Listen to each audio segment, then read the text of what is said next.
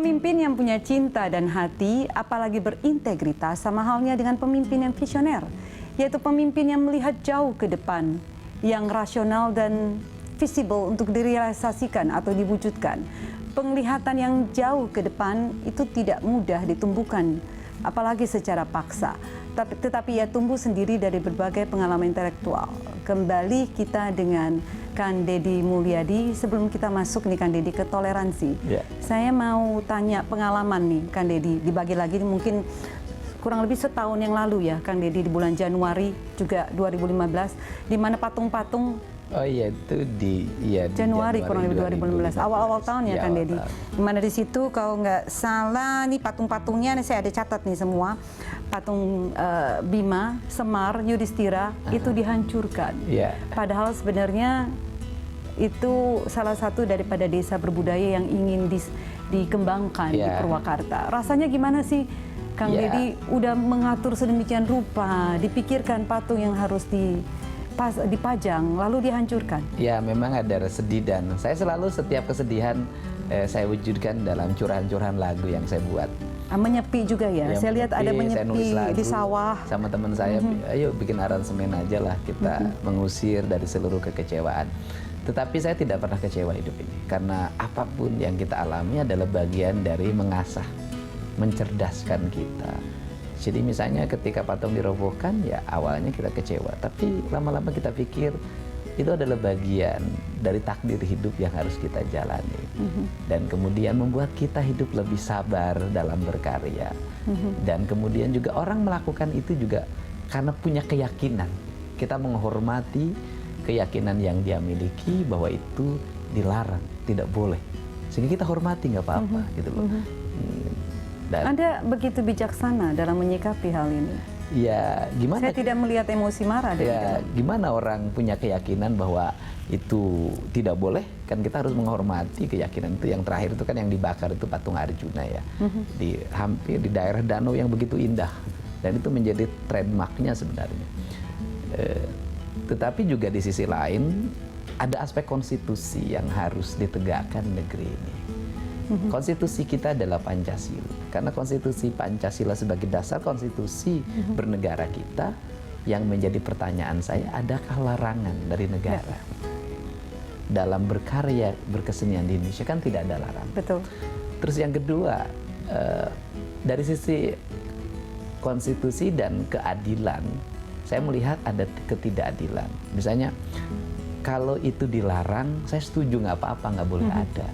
Tetapi kan pada faktanya patung itu juga banyak digunakan oleh institusi-institusi negara. Betul.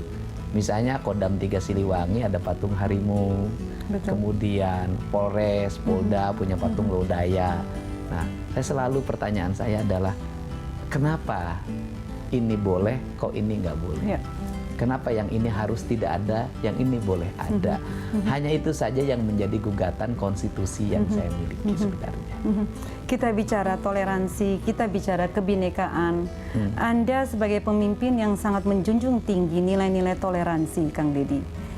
Pada saat Natal kemarin, Kang Deddy bahkan memasang spanduk besar-besar untuk mengucapkan Selamat Natal dan Tahun Baru di jalan kota, di Kabupaten Purwakarta, jalan besarnya. Anda justru kelihatannya buat sebagian orang menentang arus. Sebenarnya bagaimana menyikapi ini, Kang Deddy? Sebenarnya saya bukan menentang arus. Saya menjalankan sebuah kemestian yang harus dijalankan oleh pemerintah. Bahwa warga Purwakarta itu adalah warga dengan keanekaragaman keyakinan. Dalam bahasa Sunda itu, anak kita ini, jangankan yang baik, yang nakal pun adalah anak kita yang harus diakui keberadaannya. Sehingga saya memasang itu adalah bagian dari saya untuk menghormati warga Purwakarta yang merayakan. Dan itu bukan hanya di Indonesia ya, negara-negara lain, di negara Timur Tengah, para pemimpinnya juga mengucapkan sama Selamat Natal. Cuman kenapa di kita menjadi hal yang kontroversi begitu berat ya, saya nggak tahu lah. Mungkin orang punya landasan-landasan. Saya waktu malam itu saya menangis. Kenapa bernegara, berbangsa yang begitu indah, yang saya menjalani dan mengalami dengan begitu pengalaman romantis ya. Di mana guru SMP saya, guru SD saya waktu itu namanya Pak Udensius Netet, orang NTT. Seorang Katolik. Seorang Katolik. Dan paling galak, saya 3 kali ditampar ketika di SD. Tetapi Pak Uden tuh penuh dengan kasih sayang. Jadi kalau setiap ada yang meninggal, dia datang ke kampung saya. Kalau ada yang selamatan, dia datang. Saya digurui oleh seorang guru Katolik. Saya tidak menjadi Katolik. Anda kelihatannya terharu pada saat bicara tentang guru Pak Uden ini. Ya kenapa persoalan yang begitu di kita mencair ya? Kenapa menjadi persoalan berat? Saya waktu SMP itu satu bangku dengan Boyke Butar-Butar, mungkin nanti mungkin dia adarin. Agama Kristen Protestan, anak seorang mayor angkatan udara di Lanut Kalijati. Saya selalu berbagi makanan. Saya kan nggak pernah dikasih bekal sama orang tua. Boyke lah yang ngejajanin saya di warung. Saya kan nggak punya TV di rumah, nggak punya video. Dari Boyke lah saya mengenal tontonan video itu.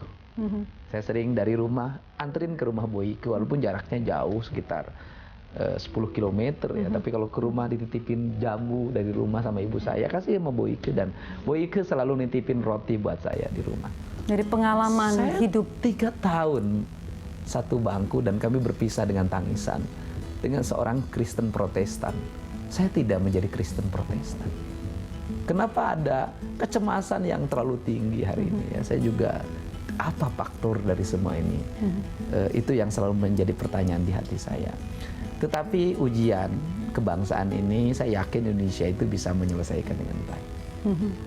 Wow, luar biasa Kang Dedi. Kang Dedi juga 3 hari sebelum hari Natal kemarin juga mengajak para pelajar yang di Kabupaten Purwakarta untuk membersihkan gereja Tabernakel pada saat itu kalau nggak salah. Dan itu juga menjadi banyak sekali pro dan kontra. Tapi yakin Kang Dedi, Anda punya pengagum, termasuk saya sebagai pengagum Anda yang ikut mendukung apa yang Anda lakukan saat ini. Iya, itu kan sebenarnya tidak juga dikatakan sebagai ajakan saya. Itu adalah program toleransi yang dimiliki oleh Dinas Pendidikan, terutama di Pulau Poli harus Sekretaris Dinas Pendidikan dan kepada bidang pendidikan dasar, serta Satgas Toleransi yang dipimpin oleh seorang kiai. Nah, mereka punya program membersihkan rumah ibadah. Rumah ibadah bukan hanya gereja, Kristen rumah atau ibadah apapun gitu ya. Termasuk Hindu secara juga, kebetulan kan ada kegiatan, akan ada kegiatan Natal, sehingga area rumah ibadah itu dibersihkan oleh para pelajar. Nah, kemudian yang berikutnya juga para pelajar itu membersihkan masjid. Area masjid area masjid dibersihkan karena kan rumah ibadah itu. Dan kedepannya itu kan di Purwakarta ada program kajian kitab. Jadi setiap agama manapun punya guru rohaninya dan dibayar oleh pemerintah daerah.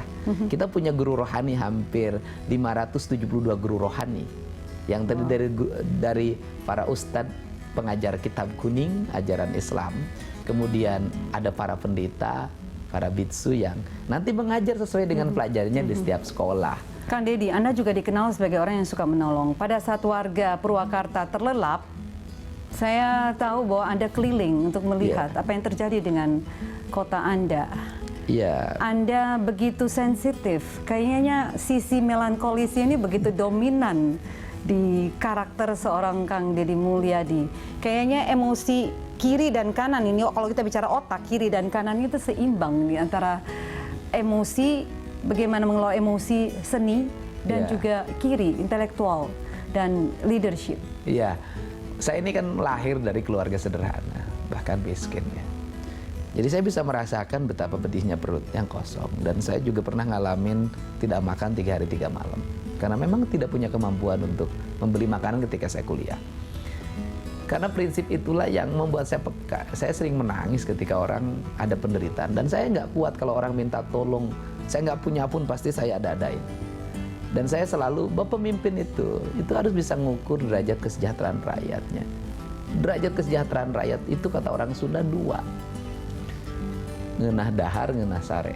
Jadi enak makan, enak tidur. Nah, kalau makan kan saya tidak mungkin kontrol. Tapi kalau tidur itu kalau malam-malam rakyatnya kelihatan nyenyak, sebenarnya rakyat kita ini sejahtera.